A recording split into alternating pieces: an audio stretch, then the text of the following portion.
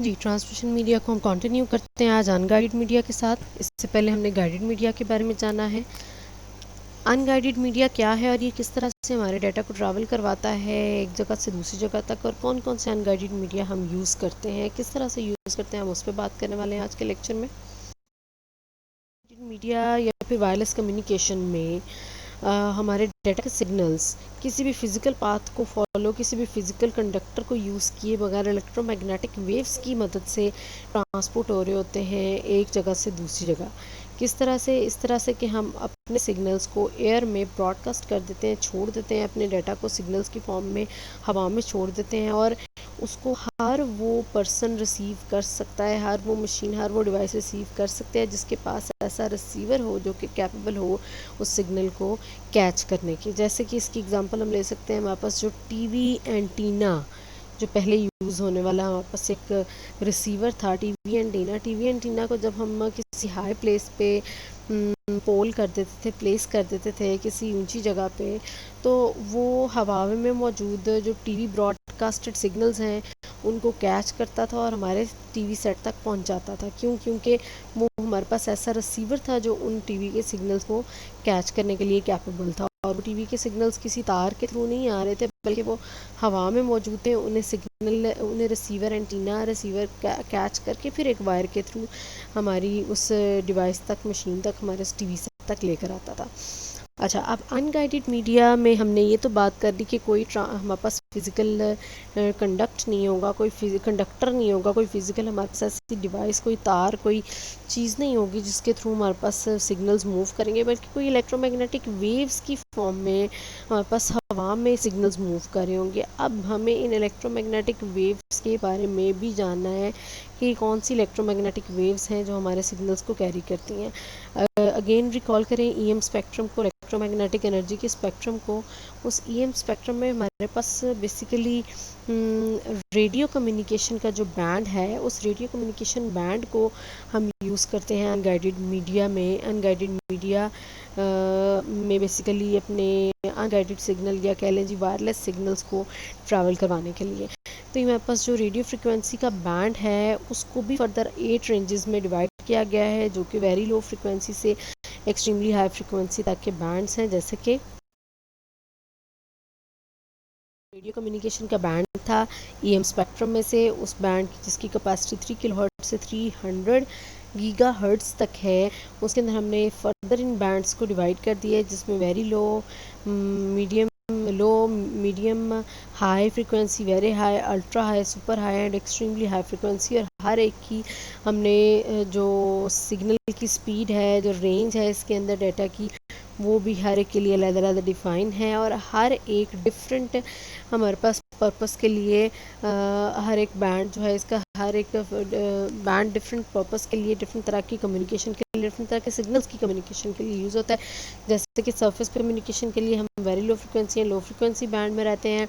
Tropospheric में communication के लिए आपके पास मिडिल फ्रिक्वेंसी बैंड आता है। आयनोस्फेयर में high frequency, space and line of sight के लिए आपके पास very high and ultra high, और सुपर हाई और एक्सट्रीमली हाई स्पेस में जब प्रोपोगेशन करनी होती है सिग्नल्स की तब यूज़ होता है। बेसिकली ये 5 क्या हैं? ये पांचों हमारे पास वायरलेस कम्युनिकेशन में प्रोपोगेशन मोड्स हैं कि वायरलेस सिग्नल्स कैसे कैसे मूव कर सकते हैं, स्पेस पे मूव कर सकते हैं, ट्रोपोस्फेयर में, आयनोस्फेयर में, सरफेस पे, स्पेस में, लाइन ऑफ साइट कम्युनिकेशन कर सकते हैं, या फिर सिर्फ और सिर्फ स्पेस में कम्युनिकेशन कर सकते हैं, और उसके लिए कौन कौन से इनके बैंड्स हैं उसको हमने आइडेंटिफाई कर लिया है।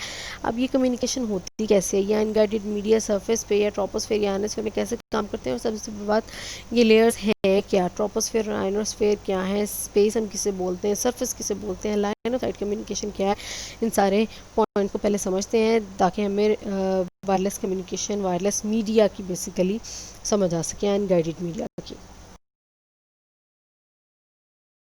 रेडियो वेव्स 5 तरीक़ों से प्रोपोगेट कर सकती हैं। 5 ऐसे वो मोड्स हैं जिसमें वो प्रोपोगेट कर सकती हैं, मूव कर सकती हैं। सरफेस पे मूव कर सकती हैं, troposphere, ionosphere, line of site या स्पेस में मूव कर सकती हैं। रेडियो टेक्नोलॉजी कंसीडर करता है अर्थ को बेसिकली 2 लेयर्स एटमॉस्फेयर की ऐसी ऐसी हैं जो उसको सराउंड किए हुए हैं। ठीक है, सबसे पहले हमारे पास ज़मीन है, ज़मीन के ऊपर दो लेयर्स हैं जो कि एग्जिस्ट करती हैं। जो पहली लेयर है जो बिल्कुल आपके पास आप कह लें जी ज़मीन के साथ बनी हुई लेयर है, उसे बोलते हैं ट्रोपोस्फेयर। ट्रोपोस्फेयर के ऊपर एक और लेयर है, उसे बोलते हैं आयनोस्फेयर। और उस आयनोस्फेयर से भी जब हम निकल जाएं तो वहाँ पे जो आपके पास जगह बनती है दैट इज़ बेसिकली स्पेस। यानी जब आप ट्रोपोस्फेयर से भी निकल जाएं, आयनोस्फेयर से भी निकल जाएं और आपकी कम्युनिकेशन स्ट्रेट लाइन में भी ना रहे, लाइन ऑफ साइट भी ना रहे, तब आप उस कम्युनिकेशन को, उस एरिया को, उस प्रोपोगेशन मोड को क्या बोलते हैं? स्पेस प्रोपोगेशन बोलते हैं। देखिए जी, जैसे कि सरफेस पे अगर कम्युनिकेशन करनी है तो हमेशा सिग्नल्स जो हैं वो अर्थ कर्वेचर को फॉलो करते हुए मूव करेंगे। सरफेस कम्युनिकेशन में, सरफेस प्रोपोगेशन में जो सिग्नल्स हैं वो अर्थ कर्वेचर को फॉलो करते हुए मूव करेंगे। ट्रोपोस्फेरिक प्रोपोगेशन में ये देखें जी, ज़मीन से कुछ ऊपर एक लेयर है जिसे हम ट्रोपोस्फेयर कहते हैं। ये जो आपके पास ये आपको ग्रे कलर का बैंड नज़र आ रहा है, इसकी अंदर वाली लाइन ट्रोपोस्फेयर को रिप्रेजेंट कर रही है और इसकी बाहर वाली लाइन जो है, बाहर वाली बाउंड्री जो है वो आयनोस्फेयर को रिप्रेजेंट कर रही है। बहरहाल जी, अगर आप इस अंदर वाली बाउंड्री तक कम्युनिकेशन करते हैं तो वो ट्रोपोस्फेरिक प्रोपोगेशन कहलाती है।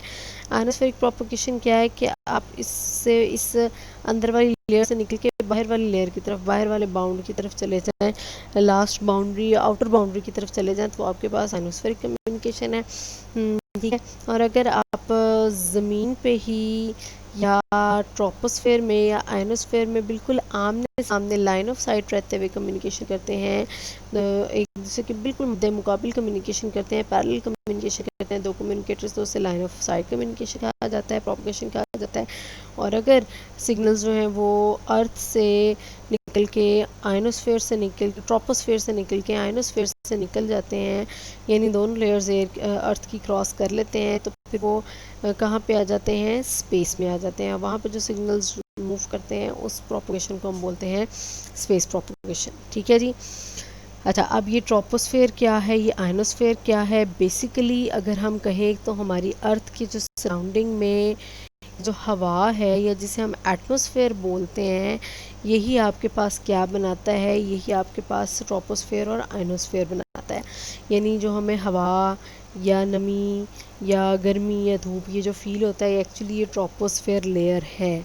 और अगर हम उससे भी बियॉन्ड जाएं, जिसमें हमारे पास जिसे आप स्काई का नाम देते हैं, यानी ट्रोपोस्फेयर क्या है? जो भी एटमॉस्फेयर की चेंजेस हैं, बारिश, धूप, छाँव, बादल, हवा का ना होना, ये सब कुछ आपके पास ट्रोपोस्फेयर लेयर है। ट्रोपोस्फेरिक लेयर में बेसिकली ये हो रहा होता है। और उससे भी ऊपर अगर आप देखें, जिसे आप नाम देते हैं एक ब्लू कलर की लेयर, जिसे आप स्काई का नाम देते हैं, बेसिकली वो स्काई क्या है? वो ब्लू लेयर स्काई ही आपके पास आयनोस्फेयर है। ठीक है, और जब आप ट्रोपोस्फेयर, एटमॉस्फेयर और आयनोस्फेयर से भी निकल जाएं तो फिर वो जो जगह आपके पास आती है दैट इज़ बेसिकली स्पेस, जहाँ पे अर्थ पुल, अर्थ की ग्रेविटी ख़त्म हो जाती है। बहरहाल जी, ये 5 जगह हैं जहाँ पे रेडियो वेव्स मूव कर सकती हैं। तो बेसिकली ये पांचों एक्चुअली क्या हैं? ये पांचों हमारे पास अनगाइडेड मीडिया है। ठीक है, अनगाइडेड हमारे सिग्नल्स को, वायरलेस सिग्नल्स को कैरी करने वाले, मूव करवाने वाले जो मीडिया है हमारे पास, ज़रिया है, वो ट्रांसमिशन मीडिया है, वो यही 5 आपके पास लेयर्स हैं और ये इन्हीं 5 लेयर्स में मूव होने वाली रेडियो वेव्स हैं। अगर हम टाइप्स की बात करें तो ट्रोपोस्फेरिक प्रोपगेशन बेसिकली ये अर्थ का वो पोर्शन है जो अप्रॉक्सीमेटली 30 माइल्स तक अर्थ की सरफेस से होता है। बेसिकली ये क्या कंटेन करता है? ये एयर कंटेन करता है। हमारे पास बादल, हवा का चेंज होना, वेदर का चेंज होना, ये सब कुछ क्या होता है? ये ट्रोपोस्फेयर के अंदर होता है। आयनोस्फेयर की बात करें तो ऐसी लेयर है जो कि ट्रोपोस्फेयर के ऊपर होती है लेकिन स्पेस से नीचे होती है। It is beyond what we think of as atmosphere, यानी it is something like sky. Surface propagation radio waves जो हैं वो लोएस्ट लेयर पे एटमॉस्फेयर की मूव करती हैं, हगिंग द अर्थ को वो छूते हुए, अर्थ के कर्वेचर को फॉलो करते हुए लोएस्ट फ्रिक्वेंसी पे सिग्नल्स मूव करते हैं। Lowest frequency signal eminent in all directions from the transmission antenna and follow the curvature of the planet, यानी अर्थ की जो शेप है, ओवल सी शेप है, कर्वेचर है, उसे फॉलो करता है। इसमें डिस्टेंस सरफेस प्रोपगेशन में डिपेंड करता है amount of power in the signal, यानी जितना आपके पास पावरफुल सिग्नल होगा उतनी दूर वो मूव कर सकता है, और जितना आपके पास लेस पावरफुल सिग्नल होगा उतनी ही वो जल्दी स्टॉप हो जाता है, रुक जाता है। ठीक है जी, तो ये हमारे पास ट्रोपोस्फेयर, आयनोस्फेयर और सरफेस प्रोपगेशन को जानने की कोशिश करते हैं। ट्रोपोस्फेरिक प्रोपगेशन दो तरह से हो सकती है, लाइन ऑफ साइट भी हो सकती है और ब्रॉडकास्ट भी हो सकती है। लाइन ऑफ साइट तब है जब आप के सेंडर एंड रिसीवर दोनों ट्रोपोस्फेयर में मौजूद हैं और उनके जो एंटीनाज हैं वो बिल्कुल एक दूसरे के सामने आमने सामने डायरेक्टेड है। ब्रॉडकास्ट तब होगा जब आपके पास सिग्नल को एक स्पेसिफिक एंगल पे अपर लेयर में, यानी upper layer of the troposphere में ब्रॉडकास्ट कर दिया जाएगा, जहाँ पे वो रिफ्लेक्ट बैक होके अर्थ पे वापस आएगी, उसे ब्रॉडकास्टिंग कहते हैं। ठीक है, सिग्नल इसमें क्या करता है, ब्रॉडकास्टिंग में ट्रोपोस्फेरिक प्रोपगेशन में ब्रॉडकास्टिंग में क्या किया जाता है, एक खास एंगल पे ट्रोपोस्फेयर की अपर लेयर में सिग्नल को ब्रॉडकास्ट किया जाता है, जहाँ पे वो डेंसिटी डिफरेंस की वजह से रिफ्लेक्ट बैक होके अर्थ सरफेस पे वापस आ जाता है। कहाँ पे, बेसिकली अपनी डेस्टिनेशन पे, जहाँ पे डेस्टिनेशन उसकी अर्थ, पूरा अर्थ है ब्रॉडकास्टिंग जब वो कर रहा है। और जिस जिसके पास रिसीवर होगा उस सरफेस पे मौजूद उस सिग्नल को, बाउंडेड सिग्नल को, रिफ्लेक्टेड सिग्नल को कैच करने के लिए वो सारे उसे रिसीव कर लेंगे। फर्स्ट मेथड जो है डिमांड करता है कि दोनों ट्रांसमीटर और रिसीवर लाइन ऑफ साइट रखे जाएँ, लाइन ऑफ साइट डिस्टेंसेस पे हों, और लिमिटेड है ये कर्वेचर ऑफ अर्थ, यानी जो अर्थ का कर्वेचर है उसी के लिहाज से हम ट्रोपोस्फेरिक में लाइन ऑफ साइट कम्युनिकेशन कर सकते हैं। लेकिन सेकंड मेथड में हम अर्थ कर्वेचर को फॉलो किए बगैर ब्रॉडकास्टिंग कर सकते हैं, क्योंकि इसमें हम जो है line of site centre and receiver को एक दूसरे के आमने सामने रखना ज़रूरी नहीं, बल्कि ज़रूरी सिर्फ इतना है कि एक सिग्नल जो है ब्रॉडकास्ट कर दिया जाए। अब जितनी पावर के साथ, जितनी स्पीड के साथ वो ब्रॉडकास्ट किया जाएगा, जितना पावरफुल सिग्नल होगा उतनी ही वो ज़्यादा अर्थ के एरिया को कवर करके तो सिग्नल्स मूव करवा सकेगा। ठीक है, ये भी हमने याद रखना है कि अगर हम लाइन ऑफ साइट कम्युनिकेशन करते हैं तो वो जिस जिस पॉइंट पे एंटीनाज लगे हुए हैं अर्थ कर्वेचर पे, अर्थ पे जिस जिस प्लेस पे, उन्हें उसी लिमिटेड डिस्टेंस के अंदर वो कम्युनिकेशन कर सकते हैं। जबकि अगर आप ब्रॉडकास्टिंग करते हैं तो हम डिस्टेंसेस को बढ़ा सकते हैं। आयनोस्फेरिक प्रोपगेशन की बात करें तो इसमें high frequency radio waves move करते हैं that are radiated towards the ionosphere from they are reflected back to the earth। ठीक है, आयनोस्फेयर में कुछ वेव्स हाई स्पीड की, हाई फ्रिक्वेंसी की वेव्स जो हैं वो भेजी जाती हैं, रेडिएट की मूव कर रही होती हैं, जो कि रेडिएट करके आयनोस्फेयर में मूव करवाई जाती हैं और फिर वो रिफ्लेक्ट बैक करके ज़मीन पे अपने रिसीवर्स तक वापस आती हैं। डिफरेंस जो है वो डेंसिटी का ट्रोपोस्फेयर और आयनोस्फेयर के अंदर जो है वो वेव्स की स्पीड को बढ़ाता है और उनकी डायरेक्शन को चेंज करके अर्थ पे लेकर आता है। बिल्कुल जिस तरह जब हमने ऑप्टिकल फाइबर को पढ़ा था, वहाँ पे हमने कहा था कि डेंसिटी डिफरेंस की वजह से लाइट सिग्नल्स जो है मूव करते हैं, इसी तरह रेडियो वेव्स जो हैं वो भी डेंसिटी डिफरेंस की वजह से मूव करती हैं। जैसे जैसे हम अर्थ से अपर लेयर्स की तरफ जाते जाते हैं, वैसे वैसे डेंसिटी कम होती जाती है और स्पेस में जाके डेंसिटी बिल्कुल कम हो जाती है। अर्थ की डेंसिटी सबसे ज़्यादा है, उससे कम है ट्रोपोस्फेयर की, उससे कम आयनोस्फेयर की, और सबसे कम आपके पास डेंसिटी क्या है, किसकी है, वो स्पेस की है। ठीक है जी, तो जैसे ही आयनोस्फेयर में मूव करने वाली रेडिएटेड वेव्स को, रेडियो फ्रिक्वेंसी वेव्स को हाई फ्रिक्वेंसी के साथ जो कि मूव कर रही हैं, उन वेव्स को जैसे ही आयनोस्फेयर और ट्रोपोस्फेयर का डेंसिटी डिफरेंस मिलता है, वो रिफ्लेक्ट बैक करके ज़मीन पे वापस आ जाती हैं। The difference in the density between troposphere and ionosphere causes the way, और उनकी स्पीड भी बढ़ जाती है इस बाउंस की वजह से। All allows greater distance to be covered by lower power output.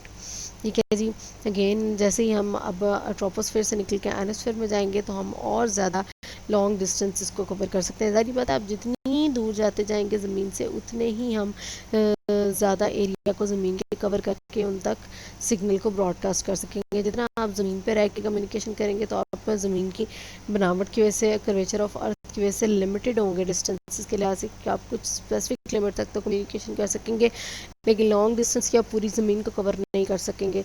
उसके लिए हम ट्रोपोस्फेयर में जाते हैं और ट्रोपोस्फेयर से भी ऊपर हम आयनोस्फेयर में जाते हैं, तो हम ज़्यादा डिस्टेंस तक कम्युनिकेशन करवा पाते हैं। प्रोपगेशन किस तरह की है जी, इसके अंदर आपके पास बेसिकली जो ट्रांसमिटिंग और रिसीविंग एंटीनाज हैं वो आमने सामने रखे जाते हैं, स्ट्रेट लाइन में बिल्कुल रखे जाते हैं। एंटीनाज का एक दूसरे के आमने सामने होना ज़रूरी है, इधर टॉल इनफ और क्लोज इनफ। उसके लिए हम क्या करते हैं, उसके लिए या तो हम एंटीनास को बहुत ऊंचाई पे लगाते हैं या फिर एक दूसरे के बहुत करीब लगाते हैं, जिसकी वजह से वो आमने सामने रहते हैं। क्योंकि देखें लाइन ऑफ साइट प्रोपोगेशन के लिए एंटीनास जो हमने लगाने हैं कहीं पे तो लगाने हैं, कहीं पे कहाँ पे ज़मीन पे लगाने हैं। अब ज़मीन को अगर हम देखें तो एक तो ज़मीन का कर्वेचर ऑफ अर्थ प्लस ज़मीन के ऊपर हमें और बहुत से ऑब्स्ट्रक्ल्स मिलते हैं, लाइक जो है हाई बिल्डिंग्स, हमारे पास माउंटेन्स हैं, हमारे पास ऐसी हर्डल्स हैं जो कि किसी भी दो पॉइंट्स के दरमियान एग्जिस्ट कर सकती हैं।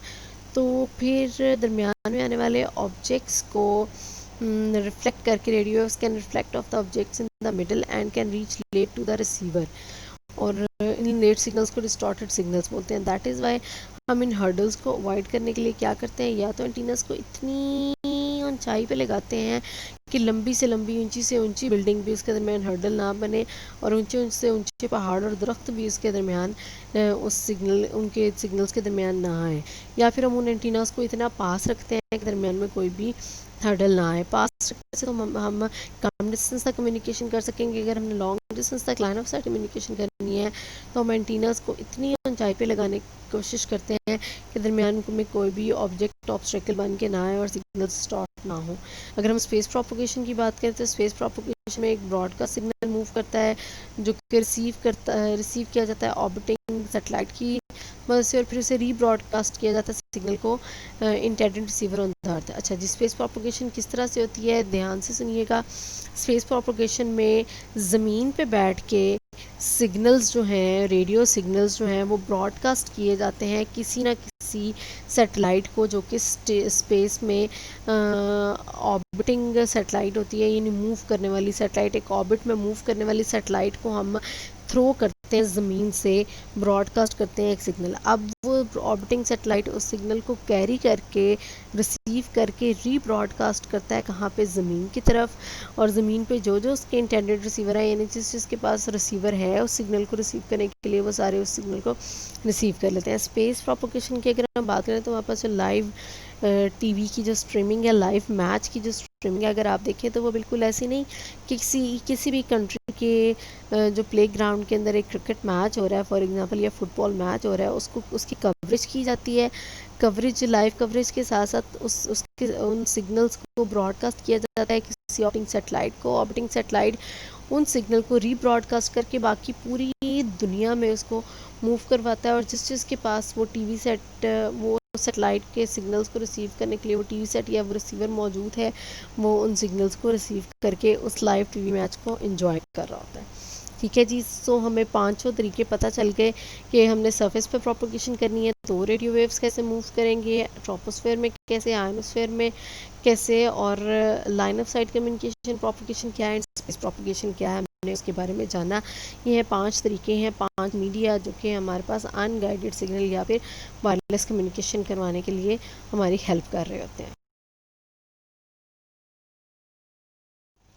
टेरेस्ट्रियल माइक्रोवेव क्या है? टेरेस्ट्रियल माइक्रोवेव बेसिकली, माइक्रोवेव्स क्या होती हैं? माइक्रोवेव्स रेडियो वेव्स के अलावा एक वेव्स हैं जो कि अगेन हमारे वायरलेस कम्युनिकेशन के लिए यूज़ होती हैं। माइक्रोवेव का एक खासियत क्या है, माइक्रोवेव जो है वो अर्थ कर्वेचर को फॉलो नहीं करती, इसलिए इसे जो है लाइन ऑफ साइट रिसीवर और ट्रांसमिशन की इक्विपमेंट चाहिए होती है। ठीक है, माइक्रोवेव्स जो हैं वो कभी भी अर्थ कर्वेचर को फॉलो नहीं करती, इसलिए इन्हें जो इनके ट्रांसमीटर और रिसीवर हैं वो हमेशा जो है लाइन ऑफ साइट चाहिए होते हैं, यानी आमने सामने चाहिए होते हैं। इसके लिए हम क्या करते हैं, इसके लिए बेसिकली लाइन ऑफ साइट करने के लिए इनकी कम्युनिकेशन को क्या किया जाता है, मल्टीपल में एंटीनास को जो है ना यहाँ पे लगाया जाता है माइक्रोवेव्स को मूव कराने के लिए, जैसे कि हमें इस फिगर में नज़र आ रहा है। अच्छा, होता क्या है जी, distance covered by line of sight signals depends on the large extent on the height of the antennas.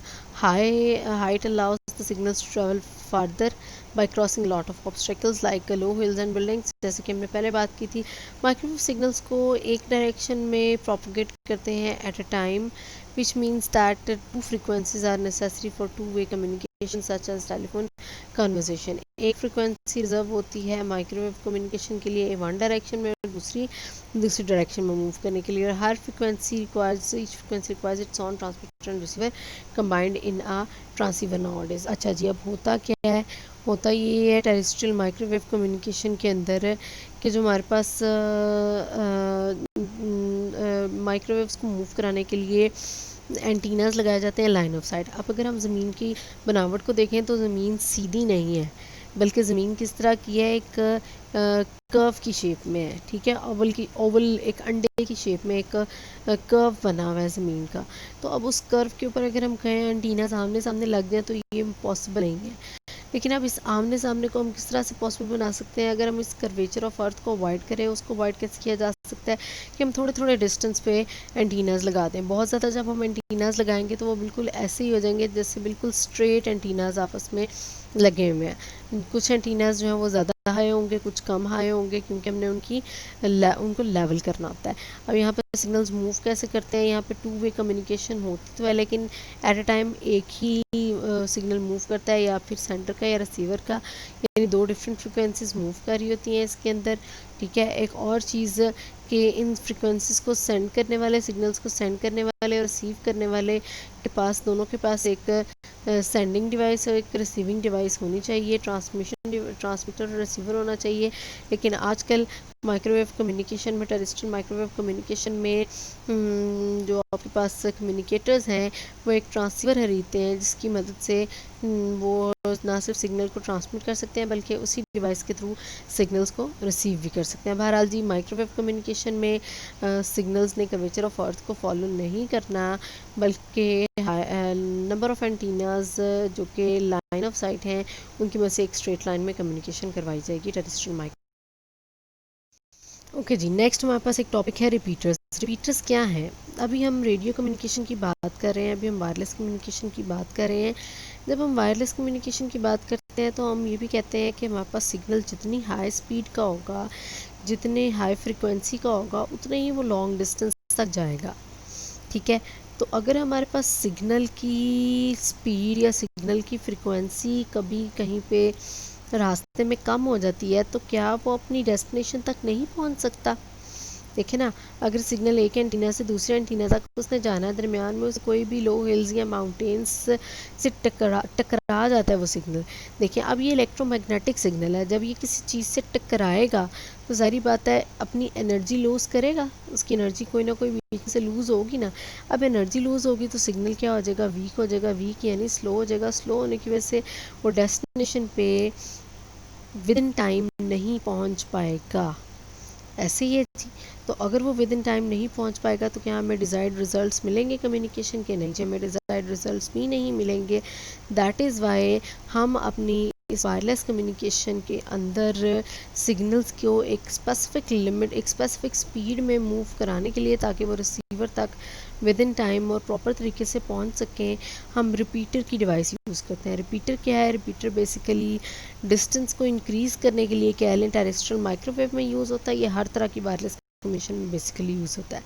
एक ऐसा सिस्टम है रिपीटर्स का जिसे हम हर एंटीना पे इंस्टॉल कर देते हैं। स्पेसिफिकली जब हम एंटीनास की बात करें, एंटीनास के साथ उसे इंस्टॉल कर दिया जाता है, ठीक है। अब होता क्या है कि जैसे ही सिग्नल रिसीव्ड किया जाता है एक एंटीना की तरफ से, वो उसे उस सिग्नल को देखता है कि अगर उसकी एनर्जी पहले जो ट्रांसमिटेड सिग्नल है उससे कम है तो वो क्या कर देता है, उसके बूस्ट अप करता है, रिपीटर की मदद से उसे अपनी असल फ्रिक्वेंसी पे लेके आता है और फिर नेक्स्ट एंटीना को पास करता है। The distance required between repeaters varies. अच्छा, आप कितने कितने डिस्टेंस पे हमने रिपीटर लगाना है ये डिपेंड करता है आपके पास frequency of signal and environment जहाँ पे एंटीना लगाया गया। अगर तो आपके पास सिग्नल जो है वो लो फ्रिक्वेंसी का सिग्नल है जिसने जल्दी अपनी एनर्जी कम कर देनी है, तो उसको जल्दी रिपीटर के पास पहुंचाना होगा, या फिर अगर वो एंटीनाज ऐसी जगह पे लगे हुए हैं जहाँ पे दरमियान में बहुत से माउंटेन्स और हिल्स हैं और बहुत से ऑब्स्टिकल्स हैं, तो वहाँ पे हमें क्या करना पड़ेगा, वहाँ पे भी रिपीटर्स थोड़े थोड़े वक्फे पे लगाने पड़ेंगे। रिपीटर जो है क्या करता है, ब्रॉडकास्ट करता है, रीजनरेट करता है सिग्नल को, या तो उसकी ओरिजिनल फ्रिक्वेंसी पे या फिर एक नई फ्रिक्वेंसी पे, डिपेंडिंग अपॉन कि उसका रिसीवर कैसी फ्रिक्वेंसी वाला सिग्नल, हाई फ्रिक्वेंसी वाला सिग्नल चाहता है तो हाई फ्रिक्वेंसी वाला सिग्नल जनरेट कर दिया जाता है। और रिपीटर्स जो है वो टेलीफोन सिस्टम में वर्ल्ड वाइड यूज़ हो रहे हैं, ठीक है, जिसमें हमारे सिग्नल्स को थोड़ी थोड़ी देर बाद बूस्ट अप किया जाता है ताकि वो रिसीवर तक डिस्टॉर्टेड सिग्नल नहीं बल्कि प्रॉपर सिग्नल पहुंचे। क्या होते हैं एंटीनास, बेसिकली जब आप माइक्रोवेव कम्युनिकेशन की हम बात करते हैं तो माइक्रोवेव कम्युनिकेशन करने के लिए कोई ना कोई हमें टेरेस्ट्रियल माइक्रोवेव कम्युनिकेशन हम कहते हैं, या हम लाइन ऑफ साइट कम्युनिकेशन कहते हैं, या किसी भी तरह की कम्युनिकेशन जिसमें हमें एंटीनास की ज़रूरत पड़ती है, तो वहाँ पे किस तरह के एंटीनास हम वायरलेस कम्युनिकेशन में यूज़ कर सकते हैं। दो तरह के एंटीनास हो सकते हैं, एक पैराबोलिक डिश है और दूसरा हमारे पास हॉर्न है, ठीक है। पैराबोलिक डिश जो है बेसिकली पैराबोला जैसी होती है, पैराबोला की ज्योमेट्री पे बनाई होती है, जिसके अंदर आपके पास every line parallel to the line of symmetry line of sight reflects off the curve at an angle such that they intersect in the common point called focus. Parabolic dish works like a funnel, catching a wide range of waves and directing them to the common point. It is the way of the signal is recovered and then would be possible with a single point receiver. अच्छा जी, होता क्या है parabolic dish, आप सब ने हम सब देख चुके हैं। पैराबोलिक डिश बिल्कुल डिश एंटीना जो हमारे घरों में एक डिश लगी होती थी पहले, उस तरह की होती है। इसके ये एंटीना के तौर पर कैसे काम करता है, ये कैसे सिग्नल्स को रिसीव करता है, कैसे मूव करता है। जब भी इसके ऊपर सिग्नल्स आते हैं, सिग्नल्स फॉल होते हैं, तो वो सिग्नल सारे के सारे इसके पैराबोला से रिफ्लेक्ट होके वापस आके एक फोकस पॉइंट के ऊपर इकट्ठे होते जाते हैं, ठीक है। सिग्नल्स को पास करवाया जाता है, इसकी पैराबोला के ऊपर फॉल करवाया जाता है, वो सारे सिग्नल्स रिफ्लेक्ट बैक होके एक ही फोकल पॉइंट के ऊपर मिलते हैं और उस फोकल पॉइंट के ऊपर इकट्ठे होके एक स्ट्रेट लाइन में वो मूव करते हैं, ठीक है जी। ये पैराबोलिक डिश का रूल है। क्या करता है हॉर्न, बिल्कुल एक आपके पास जायजेंटिक स्कूप की तरह का होता है। जायजेंटिक स्कूप आप कह लें जी, एक आइसक्रीम स्कूप, एक बड़ा सा आइसक्रीम स्कूप एक चम्मच की तरह होता है। Basically outgoing transmission are broadcasted through a horn aimed to the dish. Dish से अगर हमने डिश से पैराबोलिक डिश से हमने सिग्नल्स बाहर भेजने हैं तो वहाँ पे हम हॉर्न की मदद लेते हैं।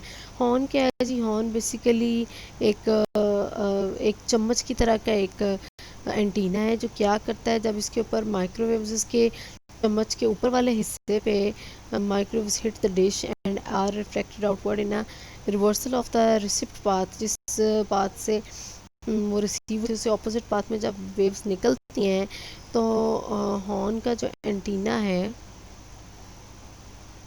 हॉर्न वाला जो एंटीना है वो उन सारी की सारी वेव्स को, सिग्नल्स को वो कैरी करता है और उनको आगे फॉरवर्ड करता है ऑपोजिट डायरेक्शन में। Outward transmissions are directed upward as stem and are reflected outward in a series of narrow parallel beams, ठीक है जी।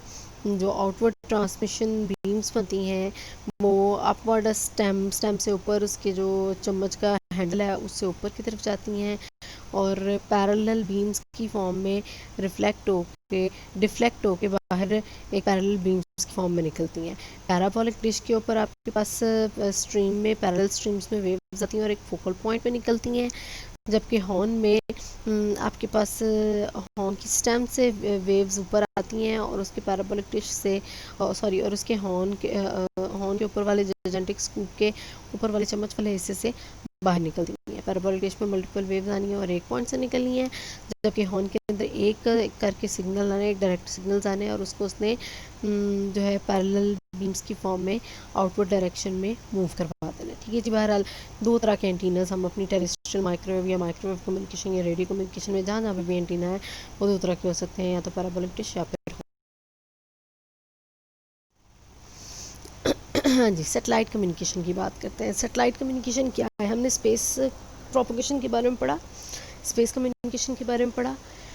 हाँ जी, बिल्कुल ऐसे ही हमने स्पेस कम्युनिकेशन के बारे में भी पढ़ा। उसके अंदर हमने यही कहा है कि स्पेस प्रोपगेशन में कोई ना कोई सैटेलाइट्स होते हैं जो कि अर्थ के अराउंड ऑर्बिट में मूव कर रहे होते हैं, और जैसे ही उनको सिग्नल्स ज़मीन से ब्रॉडकास्ट किए जाते हैं, वो उन सिग्नल्स को रीब्रॉडकास्ट करके दोबारा ज़मीन पर ही भेजते हैं।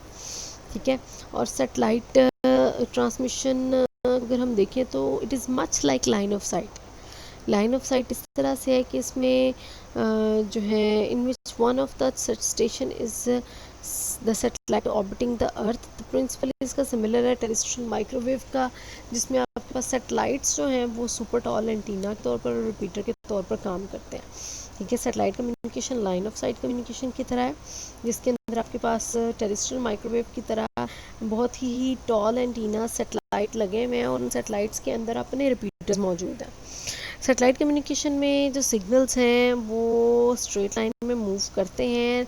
The limitation imposed on distance by curvature of earth are reduced. ठीक है, यहाँ पे भी हमारे पास स्ट्रेट लाइन में कम्युनिकेशन सिग्नल्स कर सकते हैं, और हम अर्थ कर्वेचर के उसको बेसिकली जो हमारे पास प्रॉब्लम है जिससे कम डिस्टेंस हो जाता है उसको हम कवर कर सकते हैं। देखिए ना, ज़मीन पे हम एक लिमिटेड डिस्टेंस तक कम्युनिकेशन कर सकते हैं, लेकिन अगर हम ज़मीन से ऊपर स्पेस में चले जाएं तो हम स्पेस से कहीं पे भी हम ज़मीन से कहीं स्पेस में एक सिग्नल फेंकते हैं, और वो सिग्नल्स पूरी ज़मीन के ऊपर सैटेलाइट जो है वो स्पेस में मौजूद सैटेलाइट फेंक सकता है। In this way, satellites can span continents and oceans with one bounce of the satellite. यानी इसका मतलब है कि एक बाउंस लगे, एक जंप के थ्रू कितने कॉन्टिनेंट्स और कितने ओशंस हम सैटेलाइट कम्युनिकेशन के थ्रू कवर कर सकते हैं, कि यहाँ पे बैठे हुए ज़मीन के एक कोने पे एक सिग्नल थ्रो किया सैटेलाइट को, और वो कितने ही दरमियान में मौजूद कॉन्टिनेंट्स हैं, ओशंस हैं, सीज हैं, हिल्स हैं, माउंटेन्स हैं, उन्हें कवर करते हुए सिर्फ एक बाउंस लगाता है, एक चक्कर लगाता है। समझ बिल्कुल एक बॉल, जब आप एक क्रिकेट की बॉल को ज़मीन पे उछालते हैं तो एक बाउंस के थ्रू वो इतनी दूर पहुंच जाता है। बिल्कुल इस तरह हमारे सिग्नल्स सैटेलाइट कम्युनिकेशन में एक बाउंस के थ्रू इतनी दूर मूव कर जाते हैं। ठीक है जी, this advantage makes high quality communication available to develop under developed parts of the worked at almost no cost. Satellite themselves are very expensive, but leasing frequency on or time on one can be cheap. अच्छा, ये क्या हमें बात कर रहा है, ये बता रहा है कि सैटेलाइट कम्युनिकेशन का फ़ायदा क्या हुआ है। सैटेलाइट कम्युनिकेशन का सबसे बड़ा फ़ायदा ये हुआ है कि हम high quality communication basically under developed countries जो हैं उनको भी प्रोवाइड की जा रही है। जैसे हम एक अंडर डेवलप्ड कंट्री में हम सब रहते हैं, ठीक है, लेकिन स्टिल हम लाइव टीवी ब्रॉडकास्टिंग यूज़ कर रहे हैं, हम लाइव टीवी मैच देख रहे हैं, प्रोग्राम्स देख रहे हैं, और हम ऐसी और बहुत सी लाइव न्यूज़ और कम्युनिकेशन हम कर रहे हैं। अगर हम कर रहे हैं और हम लॉन्ग डिस्टेंसेस पे कर रहे हैं, over multiple thousands and millions of miles and oceans and अगर हम उसको कवर कर रहे हैं, कॉन्टिनेंट्स को कवर करते हुए कम्युनिकेशन कर पा रहे हैं एक अंडर डेवलप्ड कंट्री में होते हुए भी, तो ये सैटेलाइट कम्युनिकेशन की वजह से पॉसिबल है। वो किस तरह से? क्या हमारी कंट्री का कोई अपना सैटेलाइट है जिसकी मदद से हम अपने टीवी चैनल्स के लाइव मैचेस को या लाइव शोज़ को ब्रॉडकास्ट करते हैं, या दूसरी कंट्रीज़ के ब्रॉडकास्टेड हम शोज़ अपने टीवी चैनल पे देखते हैं? No, we do not have any satellite. एक सिंगल सैटेलाइट भी हमारा अभी तक स्पेस के अंदर एग्जिस्ट नहीं कर रहा। तो स्पेस में जो सैटेलाइट्स हैं, हम क्या उनकी कैपेसिटी को यूज़ कर रहे हैं, क्या उनकी सर्विसेज यूज़ कर रहे हैं? यस, हम उनकी सर्विसेज यूज़ कर रहे हैं। कैसे यूज़ कर रहे हैं? इस तरह से कि हमने उन जिन कंट्रीज़ ने उन सैटेलाइट्स को माउंट किया हुआ है अर्थ में, स्पेस में, हमने उस सैटेलाइट की एक स्पेसिफिक फ्रिक्वेंसी रेंज जो है बाय कर ली हुई है, उस रेंज के अंदर रहते हुए हम अपने सिग्नल्स को सेंड एंड रिसीव करते हैं सैटेलाइट के थ्रू। ठीक है जी, जैसे कि आप लोगों को ये जो 3G 4G एंड पाकिस्तान में ये मल्टीपल हाई स्पीड नेटवर्क्स या वाईफाई की अगर फैसिलिटीज़ आ रही हैं, तो इसी वजह से है कि हम जितना ज़्यादा इस सैटेलाइट कम्युनिकेशन की फ्रीक्वेंसी रेंज के लिए कि जितना हाई फ्रीक्वेंसी बैंड बाय करते हैं, उतनी ही फास्ट कम्युनिकेशन हम कर पा रहे हैं। भारत सैटेलाइट कम्युनिकेशन क्या है? सैटेलाइट कम्युनिकेशन ऐसी कम्युनिकेशन है जिसमें स्पेस में सैटेलाइट्स लगा दिए जाते हैं, जिनके पास जो बिल्कुल टेरेस्ट्रियल माइक्रोवेव के सुपर टॉल एंटीनास की तरह काम करते हैं, जिनके अंदर रिपीटर्स भी मौजूद होते हैं, ज़मीन पे मौजूद किसी भी ट्रांसमीटर के थ्रू सिग्नल उन सैटेलाइट्स को ब्रॉडकास्ट किया जाता है और वो सैटेलाइट उस सिग्नल को रीब्रॉडकास्ट करते हुए ज़मीन पे ही मौजूद रिसीविंग स्टेशन तक फॉरवर्ड कर देते हैं। ठीक है जी, इससे क्या होता है, चाहे वो जो सेंडर एंड रिसीवर वो कितने ही डिस्टेंस पे हैं, फिर भी वो एक सिंगल बाउंस के through within no time अपना डाटा कम्युनिकेट कर सकते हैं। यही अगर हम इन दोनों स्टेशंस को सरफेस कम्युनिकेशन की करवाना चाहें अर्थ के थ्रू, तो ये ज़मीन के कर्वेचर की वजह से ये इनके दरमियान कम्युनिकेशन पहली बात तो पॉसिबल ही नहीं हो। अगर पॉसिबल है तो उसके लिए हमें इनके दरमियान मल्टीपल एंटीनास लगाने पड़े, तब जाके ये आपस में कम्युनिकेशन कर पाएँ लाइन ऑफ साइट। ठीक है जी।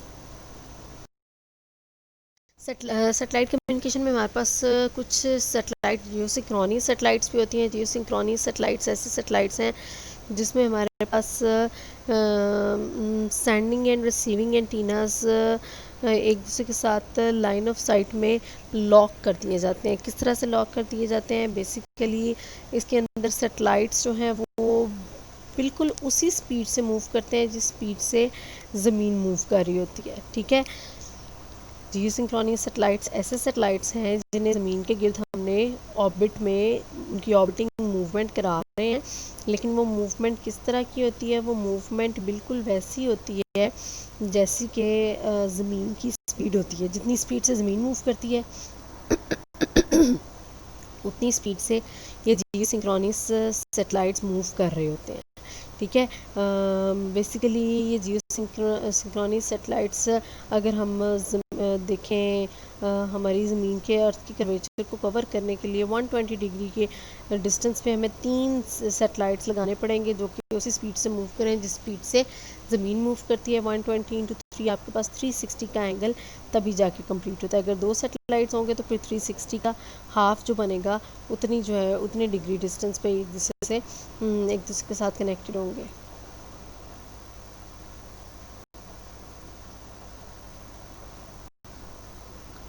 ठीक है जी, तो लाइन ऑफ साइट प्रोपगेशन के लिए सेंडिंग एंड रिसीवर को इसके साथ लॉक होना चाहिए। इसको इंश्योर करने के लिए कॉन्टिन्यूस कम्युनिकेशन को इंश्योर करने के सेटेलाइट्स को ज़मीन की स्पीड के साथ मूव करना चाहिए। तो फिर वो बिल्कुल कैसे लगते हैं जैसे ज़मीन के साथ वो फिक्स हो गए हैं। जैसे जैसे ज़मीन मूव करती है वैसे वैसे सेटेलाइट मूव करते जाते हैं। अब ज़मीन के पूरे कर्वेचर को कवर करने के लिए हमें अगर हम इन सेटेलाइट्स को 120 डिग्री के एंगल पर रखते हैं तो हमें 3 ऐसे सेटेलाइट्स चाहिए होंगे जो कि पूरी ज़मीन को कवर कर सकें। आप देखें यहाँ पे एक पर्सन बैठा हुआ है, वो यहाँ से अपना सिग्नल ब्रॉडकास्ट करेगा इस सेटेलाइट को, ये वाला सेटेलाइट जो है दूसरे सेटेलाइट को, दूसरा सेटेलाइट तीसरे सेटेलाइट को, और उनके इंटेंडेड सेंडर एंड रिसीवर तक सिग्नल्स पहुँच पाएंगे इस जियोसिंक्रोनस सेटेलाइट के थ्रू। सेटेलाइट के फ्रीक्वेंसी बैंड्स अगर हम देखें तो हमारे पास each satellite sender and receiver वो 2 बैंड्स अपलिंक के लिए, अपलोडिंग के लिए उसके पास जो बैंड है वो from the earth to the satellite, यानी ज़मीन से सेटेलाइट पे जो भेजना है उसके लिए अपलिंक, हम अपलोडिंग वाला बैंड यूज़ करते हैं, और सेटेलाइट से ज़मीन पे लाने के लिए डाउनलिंक यूज़ होता है। बैंड्स 3 तरह के हमें नज़र आ रहे हैं, सी के, यू और के, और हर एक की हमारे पास डाउनलिंक और अपलिंक की कैपेसिटी डिफरेंट है। ये आप लोगों ने याद कर लेनी है। ऑल अबाउट वायरलेस कम्युनिकेशन और अनगाइडेड मीडिया। ठीक है, एक रिवीजन देते हैं। हमने अनगाइडेड मीडिया में ये देखा कि हमारे पास अनगाइडेड मीडिया किस किस तरह का हो सकता है। बेसिकली हमारे पास एक वायरलेस सिग्नल्स हैं जो कि without any physical media move कर रहे होते हैं। अब वो किस किस तरह से मूव कर सकते हैं, वो सरफेस पे मूव कर सकते हैं, ट्रोपोस्फेयर में, आयनोस्फेयर में, लाइन ऑफ साइट, या फिर स्पेस में। ठीक है, बारी बारी हमने देखा कि हर एक प्रोपोगेशन वे में किस तरह से उन सिग्नल्स सेंडर से रिसीवर तक पहुंचते हैं। लाइन ऑफ साइट के लिए हमें किस तरह से एंटीनास को लगाना पड़ता है। फिर टेरेस्ट्रियल माइक्रोवेव्स के लिए हमें मल्टीपल एंटीनास, टॉल एंटीनास और रिपीटर्स की ज़रूरत पड़ती है। देन सेटेलाइट कम्युनिकेशन या बेसिकली माइक्रोवेव को मूव करने के लिए या लाइन ऑफ साइट कम्युनिकेशन करवाने के लिए हमारे पास जो एंटीना चाहिए होते हैं वो पैराबोलिक डिश या फिर हॉर्न की फॉर्म में हो सकते हैं। साथ ही साथ हमने ये देखा कि सेटेलाइट कम्युनिकेशन क्या है, वो कितनी यूज़फुल है, और जियोसिंक्रोनस सेटेलाइट्स क्या होते हैं, और सेटेलाइट कम्युनिकेशन में कौन कौन से फ्रिक्वेंसी बैंड डाउनलोडिंग और अपलोडिंग के लिए यूज़ होते हैं और उनकी क्या क्या कैपेसिटी और रेंजेस हैं, हमने उसके बारे में देखा। आज के लिए इतना ही। कल इसको हम कंटिन्यू करते हैं अपने ट्रांसमिशन मीडिया से रिलेटेड कुछ और टॉपिक्स को। अल्लाह हाफ़िज़।